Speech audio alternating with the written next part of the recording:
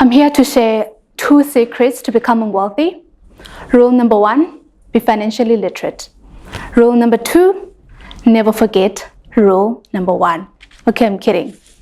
Hi everyone, my name is Liyema Ntlombeni and I'm in my final year studying economics and finance at the University of Cape Town. But before you zone out thinking this will be another intimidating finance lecture, let me tell you why this really matters to me. Financial literacy is knowing how money works and how to make it work for you. It's the ability to understand and use financial skills such as budgeting, saving, investing, and managing debt in your life. I care about financial literacy because it's the key to having your freedom of choice, and honestly because being at UCT has given me no choice but to care. But today, I'm not only sharing why this matters to me, I want to take you through my own journey of learning, my experiences, the bigger reality facing young people when it comes to money, and some simple shifts you can make to better your relationship with money. Let me give you some context. I grew up in what economists call a middle-income household, but for me, that simply meant both of my parents were teachers. We lived mostly in a township where neighbors knew each other, so there was that sense of community. My parents made sure we never went to bed hungry. The school shoes and uniform were always bought. School fees were always paid for, and the lights stayed on. They carried the weight of sustaining themselves and their children's lives too. Fast forward to my university journey. My matric results were good. However, when I had applied for bursaries and government funding, I got none. This is because I fall into the missing middle income student category, which means my parents aren't poor, but they aren't rich either to afford university fees. When I arrived at UCT, reality hit me hard.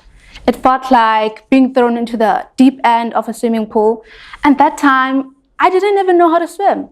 I still don't know how to swim, by the way. So in the first year, I had no funding, right? So my parents paid out of their pockets. And sometimes asking for money like I usually did was met with a big no, because most of the money was going towards the fees, and the fees in this university are steep. Second year was similar. I did apply for bursaries, but still got none. However, I did receive a UCT gap funding, which covered 50% of tuition. My parents paid what they could afford, and I had to take out a student loan to cover the rest of the fees. As I speak, that student loan is waiting for me to pay it back, meaning by the time I start working, I will already have a financial responsibility on my shoulders. Things improved in 2024 when I got a bursary and a sponsor that covered majority of the fees, and even more in 2025 when I received a bursary that covered all of my fees. That's the first time I felt true financial relief, and let me tell you, it feels so good. But even in that, I have to be wise with every cent that gets deposited.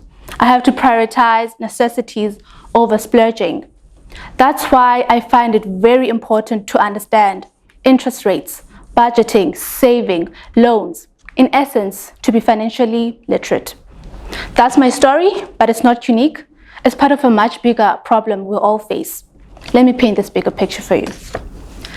In South Africa, youth unemployment is high, debt is normalized, saving is rare, and being broke is so common it's become a personality trait on social media. Did you know that Stats South Africa has reported youth unemployment to have increased to 46.1% in the first quarter of 2025? This harsh reality has been a topic for years now, but no one's talking about the fact that we are not taught how to manage the money we seek to earn from these jobs. Not at school, not at varsity, and sometimes not even at home. So what happens, you might ask?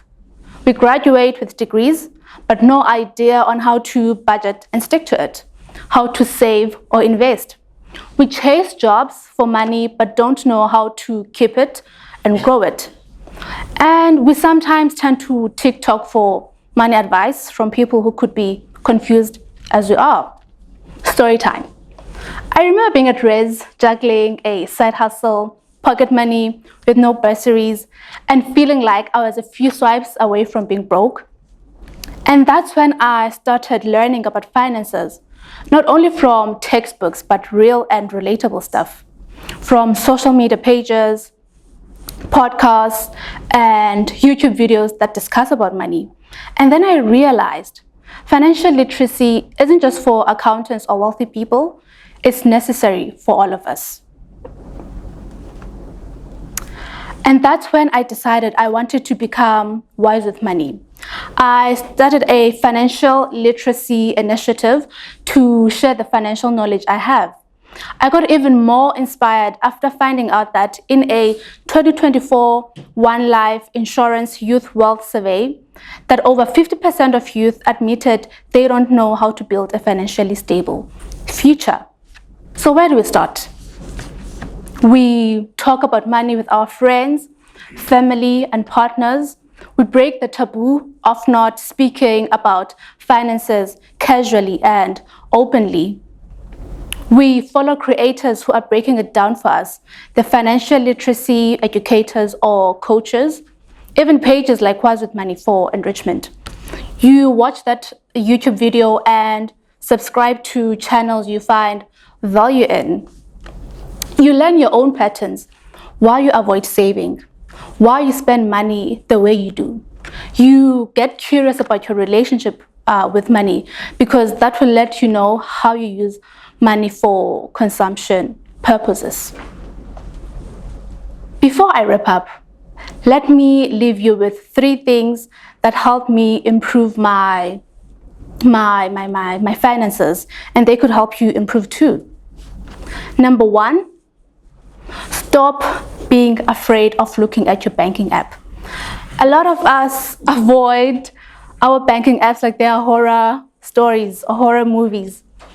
Open that bank statement and check where your money is going, because half of the time, it's not the big purchases that keep us stuck. It's those, it's just less than 100 rands that keep on adding up. Awareness is the first step to changing. Number 2, learn to say not yet instead of never. We like saying, I'll never afford that, and then spiral into shame. But not yet changes the story. It means you are building something meaningful and you don't want disruptions to it. Financial literacy isn't about cutting out joy in your life. And that shift in mindset is powerful. 3, start small, but start now. You don't have to wait until you earn 6 figures to learn how to manage your money. Even 100 rands saved today is a seed. Even sticking to your simple budget is a win. It's not about how much you start with, it's about training that muscle so that by the time your income grows, your habits will already be working for you. So I'm not here as a financial expert. I'm here as an economics and finance student who said enough. Enough of struggling with financial illiteracy in silence. Enough of thinking we are bad with money. Sometimes we're not. We've just never been taught, and now we can learn together. Perhaps we're not angry enough about how financial illiteracy is keeping us in cycles of debt and survival. We can choose to get loud, not with protests, but with learning, with building the habits and breaking the cycles. My dream is not just that we become a generation that just makes money, but a generation that understands it, respects it, and uses it to rewrite the story of youth in South Africa. Thank you.